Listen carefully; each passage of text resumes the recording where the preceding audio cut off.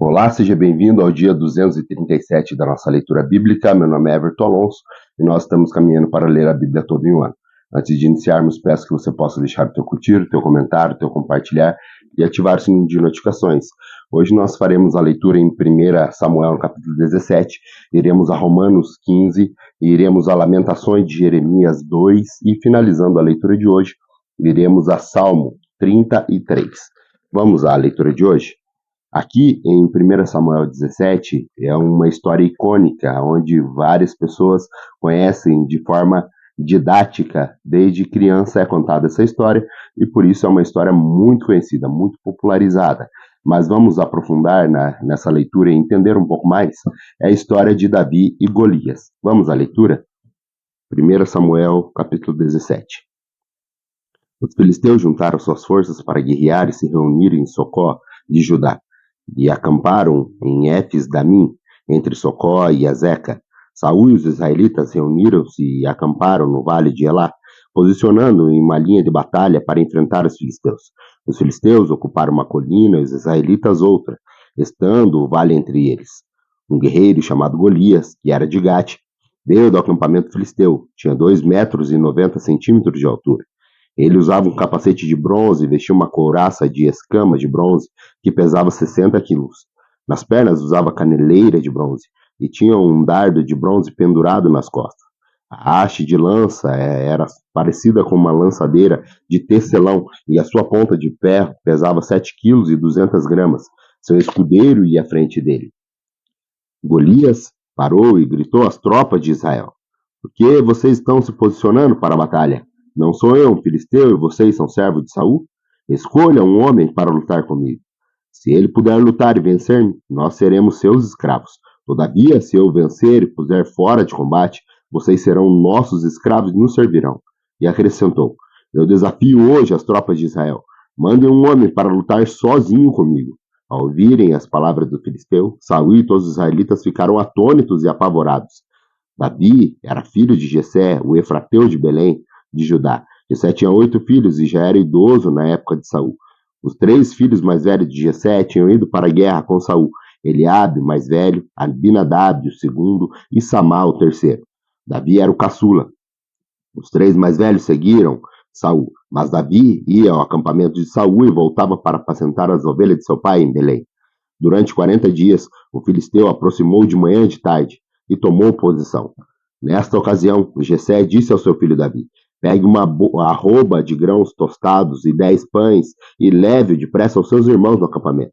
Leve também estes 10 queijos ao comandante da unidade deles. Veja como estão seus irmãos e traga-me alguma garantia de que estão bem.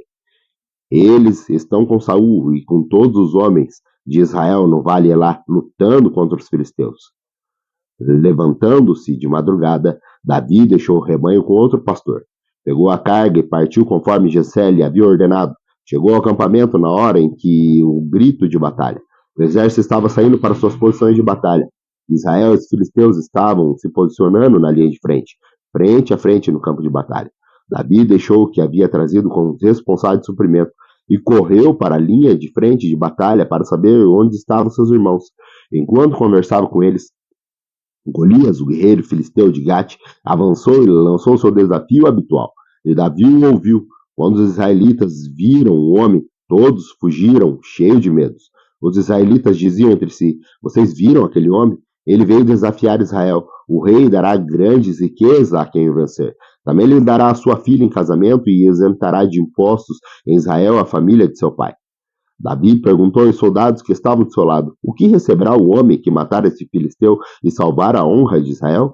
Quem é esse filisteu incircunciso para desafiar o exército do Deus vivo?" Repetiram a Davi o que haviam comentado e disseram: "É isso que receberá o homem que matá-lo." Quando Eliabe, o irmão mais velho, ouviu Davi falando com os soldados, ficou muito irritado com ele e perguntou: "Por que você veio até aqui? Com quem deixou aquelas poucas ovelhas no deserto? Sei que você é presunçoso e seu coração é mau. Você que veio aqui só para ver a batalha." E disse Davi: "O que fiz agora? Será que não posso nem mesmo conversar?" Ele então se virou para o outro e perguntou a mesma coisa. E os homens responderam como antes. As palavras de Davi chegaram aos ouvidos de Saul, que mandou chamar. Davi disse a Saul: ninguém deve ficar com o coração abatido por causa desse filisteu. Teu servo irá e lutará com ele. Respondeu Saul: você não tem condições de lutar com esse filisteu. Você é apenas um rapaz e ele é um guerreiro desde a mocidade.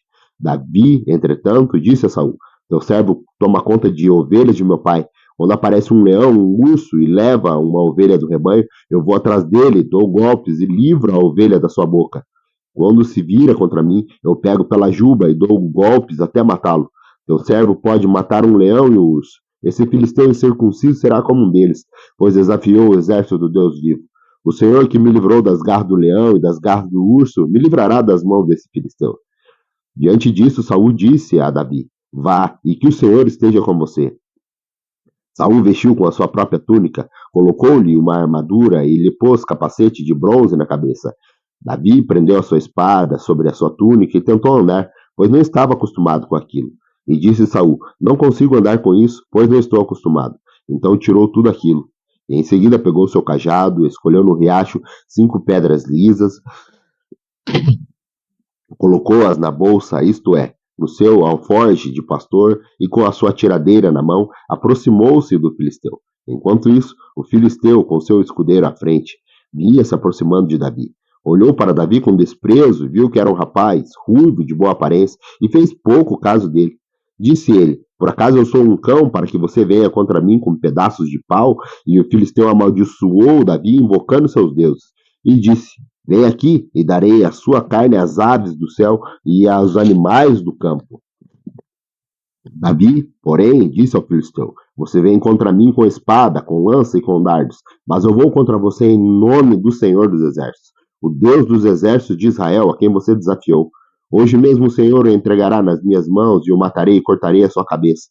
Hoje mesmo darei os cadáveres do exército filisteu às aves do céu, os animais selvagens e toda a terra. E saberá que há um Deus em Israel. Todos que estão aqui saberão que não é por espada ou por lança que o Senhor concede a vitória, pois a batalha é do Senhor e ele entregará todos vocês em nossas mãos. Quando o filisteu começou a vir na direção de Davi, este correu para a linha de frente para enfrentá-lo. Tirando uma pedra do seu alforje, arremessou-a com a tiradeira e atingiu o filisteu na testa, de tal modo que ela ficou encravada e ele caiu, dando com o rosto no chão. Assim, Davi venceu o filisteu com uma tiradeira e uma pedra. Sem espada na mão, derrubou o filisteu e o matou. Davi correu, pôs os pés sobre ele e, desembainhando a espada do filisteu, acabou de matá-lo, cortando-lhe a cabeça com ela. Quando os filisteus viram que o seu guerreiro estava morto, recuaram e fugiram. Então os homens de Israel e de Judá deram um grito de guerra e perseguiram os filisteus até a entrada de Gate, até a porta das entradas de Ecrom. Cadáveres dos filisteus ficaram espalhados ao longo da estrada de Saraim até Gate e Ecrom. Quando os israelitas voltaram da perseguição aos filisteus, levaram tudo o que havia no acampamento deles. Davi pegou a cabeça do filisteu, levou-a para Jerusalém e guardou as armas do filisteu em sua própria tenda. Quando Saul viu Davi avançando para enfrentar o filisteu, perguntou a Abner, o comandante do exército: Abner, quem é o pai daquele rapaz? Abner respondeu: juro por tua vida, ó rei, que não sei. E o rei ordenou: descubra quem é o pai dele. Logo que Davi voltou, depois de ter matado o filisteu, Abner levou-o perante Saul. Davi ainda segurava a cabeça de Golias. E Saul lhe perguntou: de quem você é filho, meu jovem? Respondeu Davi: sou filho do teu servo Jessé de Belém. Vamos agora para o Novo Testamento. No Novo Testamento, hoje nós iremos para o livro de Romanos, no capítulo 15, onde o apóstolo Paulo ele vai continuar falando sobre os fortes e os fracos. O apóstolo Paulo aqui também ele dá uma recomendação para os ministros gentios e também Paulo planeja viajar até Roma. Vamos a essa leitura? Romanos capítulo 15. Nós que somos fortes devemos suportar a fraqueza dos fracos e não agradar a nós mesmos. Cada um de nós deve agradar ao seu próximo para o bem dele, a fim de edificá-lo, pois também Cristo não agradou a si próprio, mas como está escrito: os insultos daqueles que insultaram caíram sobre mim. Pois tudo que foi escrito no passado foi escrito para nos ensinar, de forma que, por meio da perseverança e bom ânimo, procedentes das Escrituras, mantenhamos a nossa esperança. O Deus que concede perseverança e ânimo dê a vocês um espírito de humildade, segundo Jesus Cristo, para quem, com um só coração e uma só voz, vocês glorifiquem a Deus e Pai de nosso Senhor Jesus Cristo. Portanto, aceitem-se uns aos outros da mesma forma com que Cristo os aceitou, a fim de que vocês glorifiquem a Deus. Pois eu digo a vocês que Cristo se tornou servo dos que são da circuncisão, por amor à verdade de Deus, para confirmar as promessas feitas aos patriarcas, a fim de que os gentios glorifiquem a Deus por sua misericórdia, como está escrito. Por isso eu te louvarei entre os gentios, cantarei louvores ao teu nome. E também diz, cantem de alegria, ó gentios, como o povo dele. E mais, louve o Senhor, todos vocês gentios, mandem louvores a ele, todos os povos. E Isaías também diz, brotará a raiz de Jessé, aquele que se levantará para reinar sobre os gentios. Estes porão nele a sua esperança. Que o Deus da esperança os encha de toda alegria e paz, por sua confiança nele, para que vocês transbordem de esperança pelo poder do Espírito Santo. Meus irmãos, eu mesmo estou convencido de que vocês estão cheios de bondade e plenamente instruídos, sendo capazes de aconselhar-se uns aos outros. A respeito de alguns assuntos, eu escrevi a vocês com toda a franqueza, principalmente de fazê-los lembrar novamente deles, por causa da graça que Deus me deu, de ser ministro de Cristo Jesus para os gentios, como dever sacerdotal de proclamar o Evangelho de Deus, para que os gentios se tornem uma oferta aceitável a Deus, santificados pelo Espírito Santo. Portanto, eu me glorio em Cristo Jesus, em meu serviço a Deus. Não me atrevo a falar de nada, exceto daquilo que Cristo realizou por intermédio em palavras e em ação, a fim de levar os gentios a obedecerem a Deus, pelo poder de sinais e maravilhas, e por meio do poder do Espírito Santo. Assim, desde Jerusalém aos arredores até o Ilírico, proclamei plenamente o Evangelho de Cristo. Sempre fiz questão de pregar o Evangelho onde ainda não era conhecido, de forma que não estivesse edificando sobre o alicerce de outro, mas antes, como está escrito, hão de vê-lo aqueles que não tinham ouvido falar dele, e o entenderão aqueles que não o haviam escutado. É por isso que muitas das vezes fui impedido de chegar até vocês. Mas agora, não havendo nessas regiões nenhum lugar em que preciso trabalhar, visto que há muitos anos anseio vê-los, planejo fazê-lo quando for à Espanha. Espero visitá-los de passagem e dar a vocês a oportunidade de me ajudar em minha viagem para lá, depois de ter desfrutado um pouco da companhia de vocês. Agora, porém, estou de partida para Jerusalém, a serviço dos santos, pois a Macedônia e a Caia tiveram grande alegria de contribuir para os pobres que estão entre os santos de Jerusalém. Tiveram prazer nisso e, de fato, são devedores aos santos de Jerusalém. Pois se os gentios participaram das bênçãos espirituais judeus, devem também servir aos judeus com seus bens materiais. Assim, depois de completar essa tarefa e de ter certeza de que eles receberam esse fruto, irei à Espanha e visitarei vocês de passagem. Sei que, quando for visitá-los, irei na plenitude da bênção de Cristo.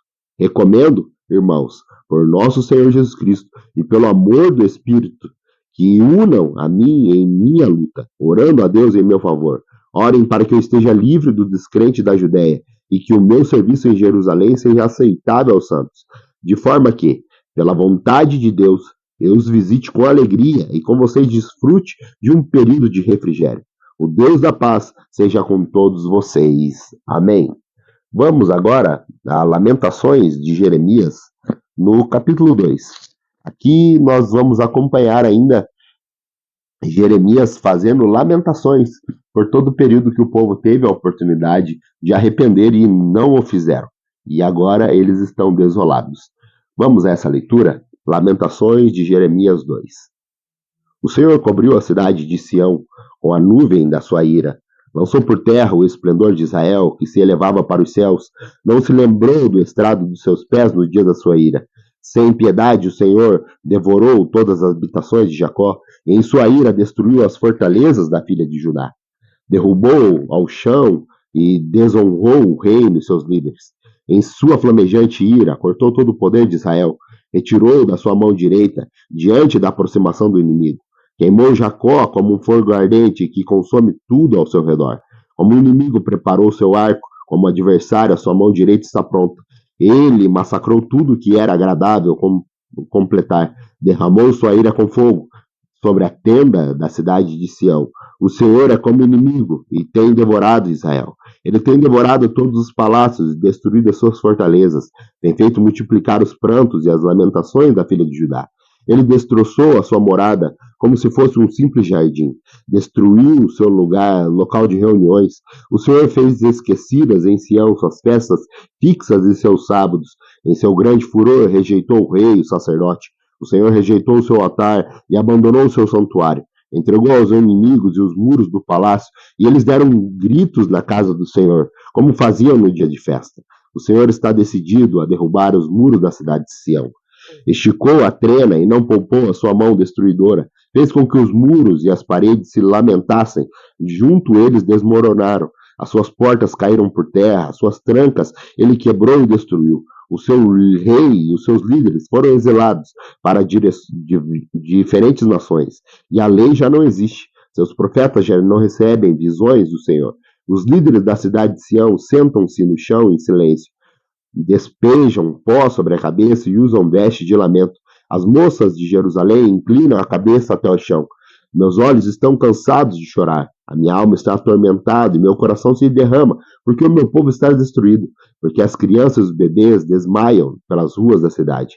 Eles chamam as mães, clamam às suas mães, onde estão o pão e o vinho? E ao mesmo tempo em que desmaiam pelas ruas da cidade, como seus feridos e as suas vidas se desvanecem nos braços de suas mães. Que posso dizer a seu favor? Com que posso compará-los, ó cidade de Jerusalém? Com que posso assemelhá-la, a fim de trazer-lhe consolo, ó Virgem, ó cidade de Sião? Sua ferida é tão profunda quanto o oceano. Quem poderá curá-la? As visões de seus profetas eram falsas e inúteis. Elas não expuseram o seu pecado para evitar o seu cativeiro. As mensagens que lhe deram eram falsas e enganosas. Todos os que cruzaram os seus caminhos batem palma, eles zombam e meneiam a cabeça diante da cidade de Jerusalém. Esta é a cidade que era chamada a perfeição da beleza e a alegria de toda a terra? Todos os seus inimigos escancaram a boca contra você, eles zombam, rangem os dentes e dizem: nós a devoraremos. Este é o dia que esperávamos, e eis que vivemos até para vê-los hoje. O Senhor fez o que planejou, cumpriu a sua palavra, que há muito havia decretado. Derrubou tudo sem piedade, permitiu que o inimigo zombasse de você, exaltou o poder dos seus adversários. O coração do povo clama ao Senhor. Ó muro da cidade de Sião, corram como um rio as suas lágrimas dia e noite. Não se permita nenhum descanso. Não dê seu repouso à menina dos seus olhos. Levantem-se, gritem no meio da noite. Quando começam as vigílias noturnas, derrame o seu coração como a águia na água, na presença do Senhor. Levanta para ele as mãos em favor da vida de seus filhos, que desmaiam de fome nas esquinas de todas as ruas. Olha, Senhor, e considera, a quem trataste dessa maneira? Deverão as mulheres comer seus próprios filhos, que elas criam com tanto amor? Deverão os profetas e sacerdotes ser assassinados no santuário do Senhor? Jovens e velhos espalham-se em meio ao pó das ruas. Meus jovens e minhas virgens caíram mortos à espada. Tu sacrificaste no dia da tua ira. Tu mataste sem piedade. Como se faz convocação para o dia de festa? Convocaste contra mim terrores por todos os lados. No dia da ira do Senhor, ninguém escapou nem sobreviveu. Aqueles dos quais eu cuidava e que eu fiz crescer, o meu inimigo destruiu. Vamos agora à última leitura de hoje. A última leitura de hoje está lá em Salmo 33. O Salmo 33 é um salmo de cântico e de alegria que nós devemos cantar em alegria ao Senhor. Vamos à leitura? Salmo 33. Cantem de alegria ao Senhor, vocês que são justos, aos que são retos, que ficam bem louvá-lo. Louvem o Senhor com harpas, ofereçam-lhe música com liras de 10 cordas, cantem-lhe uma nova canção, toquem com habilidade ao aclamá-lo, pois a palavra do Senhor é verdadeira. Ele é fiel com tudo o que faz, ele ama a justiça e a retidão. A terra está cheia da bondade do Senhor, mediante a palavra do Senhor. Foram feitos os céus e os corpos celestes pelo sopro da sua boca. Ele ajunta as águas do mar num só lugar, das profundezas faz reservatório. Toda a terra tema o Senhor, tremam diante dele todos os habitantes do mundo, Pois ele falou e tudo se fez, ele ordenou e tudo surgiu. O Senhor desfaz os planos das nações e frustra os propósitos dos povos, mas os planos do Senhor permanecem para sempre, os propósitos do seu coração por todas as gerações. Como é feliz a nação que tem Deus como Senhor, o povo que lhe escolheu para lhe pertencer. Dos céus ele olha o Senhor e vê toda a humanidade. Do seu trono ele observa todos os habitantes da terra.